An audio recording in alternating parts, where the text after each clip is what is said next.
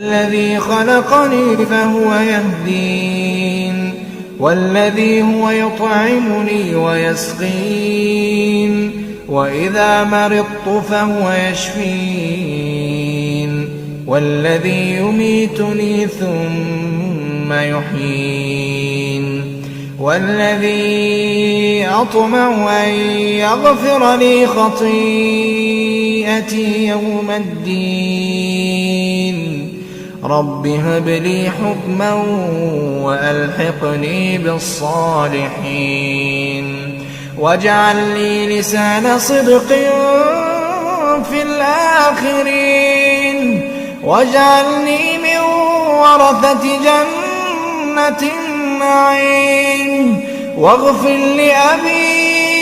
إنه كان من الضالين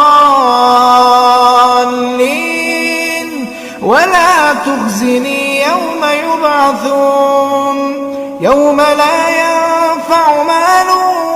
ولا بنون إلا من أتى الله بقلب سليم